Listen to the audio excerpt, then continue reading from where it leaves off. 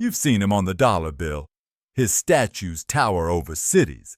But what if I told you the father of America had secrets darker than any battlefield? This isn't the story they teach in school. It's the story they've hidden for over 200 years. They said he couldn't lie, that he chopped down a cherry tree and confessed. But this famous tale? A total fabrication, written by a bookseller who wanted to sell more copies after Washington's death. The truth was never the goal. The myth was more profitable. The man behind the myth wasn't just a general. He was a businessman, cold and calculating. At just 11, Washington inherited his first slaves. He didn't stop there. For decades, he bought, sold, and punished men, women, and children, all while calling for liberty. Unlike others, Washington didn't free his slaves in life. He waited until death. But even then, it came with conditions. They'd only be free after Martha died. Why? Because she feared they'd turn on her the moment freedom came. And what about his teeth? Forget the fairy tale of wooden dentures. Washington wore prosthetics made from ivory and from the teeth of enslaved people. Human teeth, taken without consent, to complete the smile of a nation's hero. He was a legend in war, but not for victories. Of the 16 battles he led, Washington only won 6. Yet he still outsmarted the British, not with force, but with spies, invisible ink, and code names like Agent 355. He turned espionage into an art.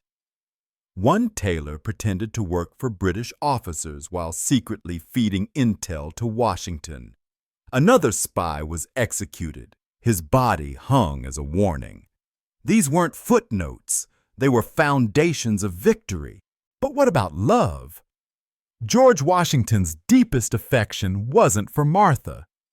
He once wrote secret letters to Sally Fairfax, his best friend's wife, professing a love he could never publicly admit. Even legends suffer from forbidden desire. Sally wasn't just a muse, she was his tutor in charm.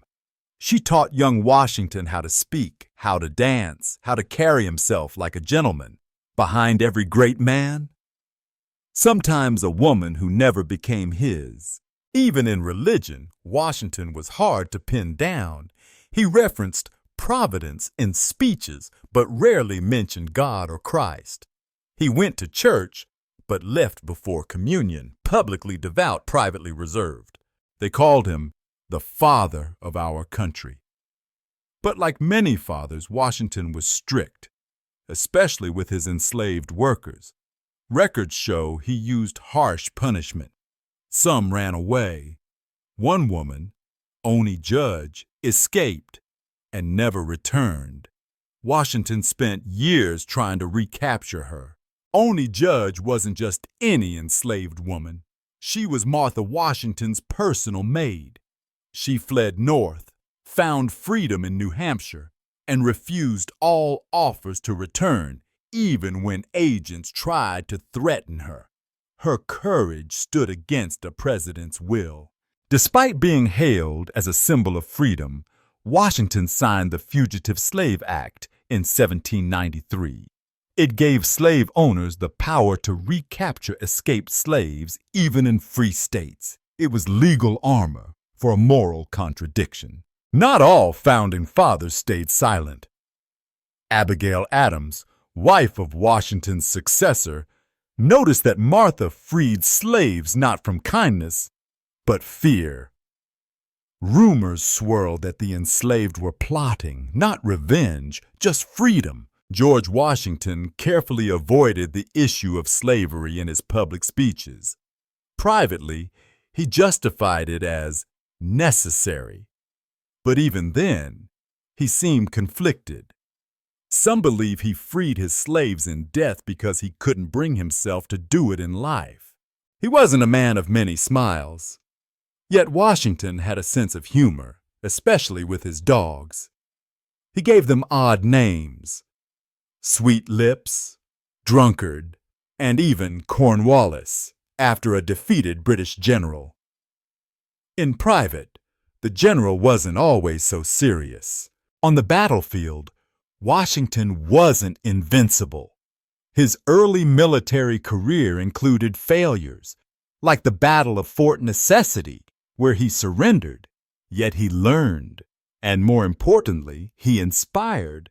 His genius wasn't perfection, it was persistence. What Washington lacked in tactical brilliance, he made up for in vision. He unified ragtag militias into a cause, not because he was the best general, but because he made men believe in something bigger than fear. What Washington lacked in tactical brilliance, he made up for in vision. He unified ragtag militias into a cause, not because he was the best general, but because he made men believe in something bigger than fear. He knew war wasn't just about bullets. It was about the story. Washington had portraits commissioned, letters leaked, myths constructed. He wasn't just building a country, he was building a legend, and he wanted full control of the narrative. When Washington became president, he knew he was setting the tone for centuries. Every move mattered. His title, his clothing, even how he bowed. He didn't just lead, he performed. The republic was still fragile. Appearances kept it alive. But the presidency wasn't glory, it was exhaustion. Endless debates, financial crises, foreign threats. Washington didn't want a crown, but many around him did. He walked a tightrope between being a king and destroying what they just fought for. He warned about political parties, about foreign entanglements. In his farewell address, Washington laid out his fears, not about enemies, but about Americans turning against each other. Maybe he saw the future too clearly. In his final years, Washington returned to Mount Vernon, but peace didn't last. Political storms followed him. Letters poured in. Some begged for his return. He refused. The war was over, but the fight never really ended. Washington died in 1799. His throat closed from infection. Bleeding and purging made it worse. Doctors couldn't save him. His final hours were painful, undignified. Even legends can't escape mortality. The news spread like wildfire. Across the nation, bells rang. Mourners wept. But while America buried a man, they began to resurrect a myth. What came next wasn't memory, it was marketing. Mason Locke Weems, a bookseller, saw an opportunity. He invented the cherry tree story, painted Washington as a flawless hero. A lie? Yes, but an effective one. America needed comfort more than accuracy. Soon, schools taught the cherry tree as fact. Statues rose, cities bore his name, but the enslaved never forgot the man who owned them. There were two Washingtons, one in marble and one in memory. Washington's legacy is a paradox. He built a nation on freedom, while denying it to hundreds. He fought tyranny, while enforcing it. He united a country, but left behind cracks that still divide us. The question isn't whether Washington was good or bad. The question is, can a nation truly mature if it refuses to face its origins? History isn't supposed to comfort us. It's supposed to teach us. If we're brave enough to listen. His face is on the dollar bill, but how many ask, why? Was it for honor or convenience? Money doesn't ask questions, it just spreads. And Washington's image became the currency of a carefully edited history. Over 30 cities in America are named after him. His name is etched on schools, ships, highways. But names don't tell stories, they hide them. The more we honor the symbol, the more we forget the man. His statue in D.C. stands proud, one hand to the sky. But just beyond the marble, the names of those he enslaved, missing. There are no monuments to them, only shadows behind his stone glory. Washington helped write a constitution that spoke of liberty, but it never said slavery. They knew it was wrong.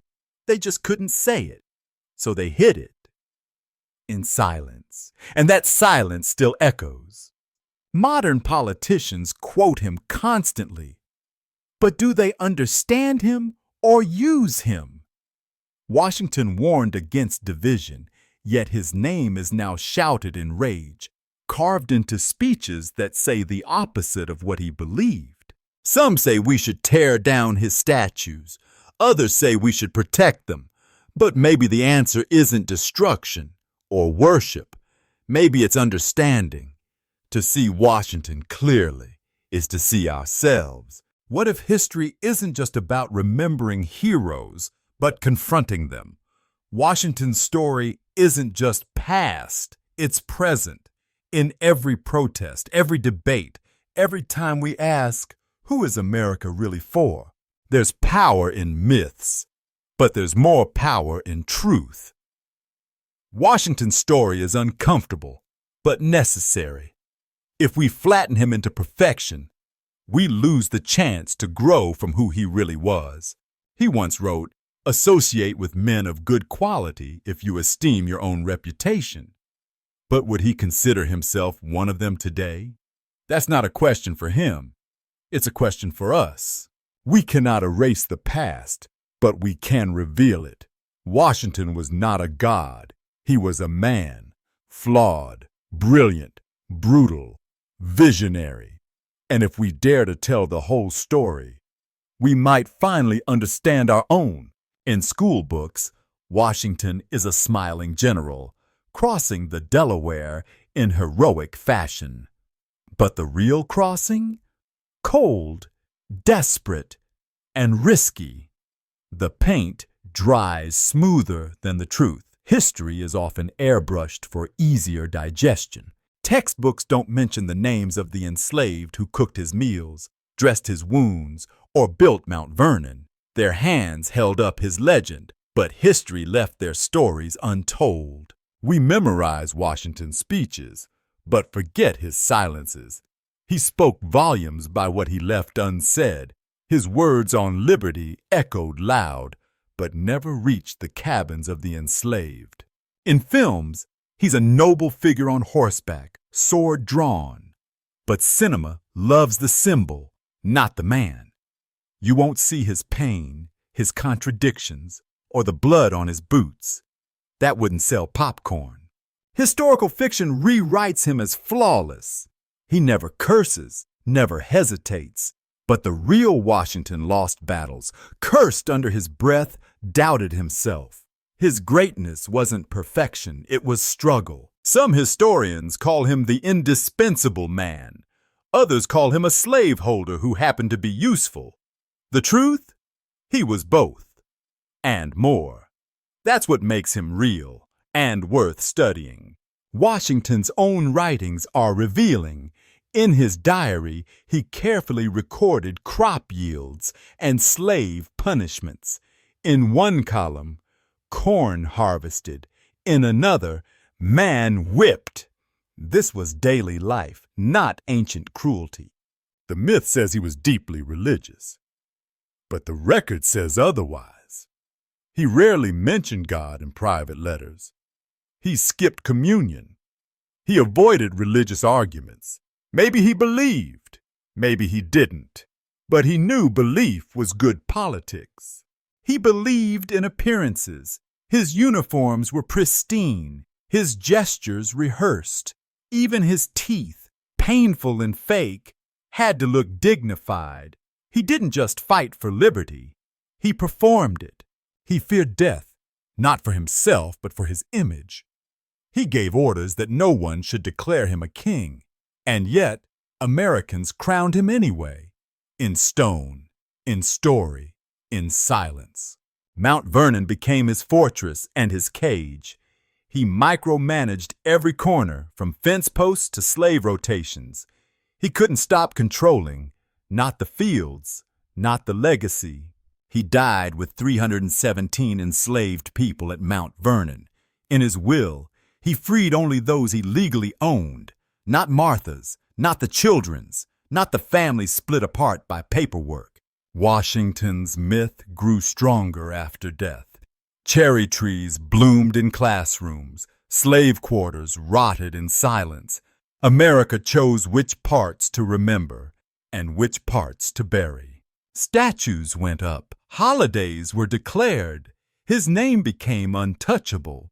But history isn't a museum. It breathes, and when it's sanitized, it dies. Truth requires friction. Washington's journals are studied around the world, but some pages are missing, burned, lost, or accidentally removed. What was erased? We may never know, but history always leaves fingerprints.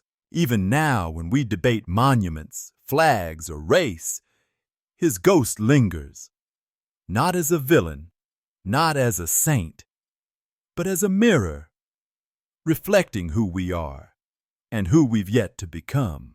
Maybe the real question isn't, was Washington great? But can we be honest enough to look at greatness in full light, with the cracks, with the shadows, with the truth? To learn from Washington isn't to worship him, it's to study him, question him, understand him, and then move forward with eyes open. He isn't just history. He's a warning, a foundation, a contradiction, a beginning that never really ended. To know him deeply is to know America, with all its brilliance and brutality. So the next time you see his statue, ask not who he was, ask who we are, and whether we're ready to carry the truth he never had to face. George Washington wasn't born to lead a nation. He built himself brick by brick through war, wealth, and willpower. But what he built wasn't perfect. It was powerful, and power always leaves a scar. He was obsessed with legacy. That's why he burned some letters. That's why he rewrote others. He understood that history isn't just written, it's edited. And he was the first editor of the American myth. Even his farewell speech wasn't entirely his. Alexander Hamilton helped draft it. Carefully, purposefully, every word a tool, every sentence a wall, to protect his image long after he was gone. But no image lasts forever. Statues crack, stories change, and one day, even Washington's myth will face the same test every person does. Can it stand up to the truth?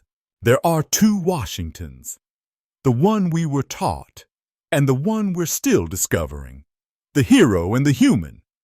And somewhere in between those two, the truth and the future. He wore silk, others wore chains. He wrote laws, others couldn't read them. He stood on platforms, others built them. Washington rose, but never alone. He stood on thousands of invisible backs. He wasn't cruel for cruelty's sake. He was ordinary for his time. And maybe that's the hardest part. Because what we call greatness often lived comfortably alongside injustice. Many of his ideals were revolutionary. Others were recycled from empire. Washington wanted freedom, but only for a few. The revolution didn't fail. It just didn't finish. George Washington didn't free a nation. He started a contradiction, a promise written on paper and broken in chains. We're still living in its echo. If history is honest, it hurts. If it doesn't hurt, it's probably not real. Washington's truth isn't meant to shame. It's meant to awaken. We call him the father of the nation. But what kind of father leaves some of his children out of the story? It's time to rewrite the will. If America is a house, then George Washington laid its first bricks. But some of those bricks were soaked in blood. If we ignore that, the house will crack. To understand Washington is not to hate him, it's to see him, to hold both truths at once, that he shaped freedom and denied it, that he built a nation and broke others to do it. It's easy to sculpt statues, harder to sculpt understanding.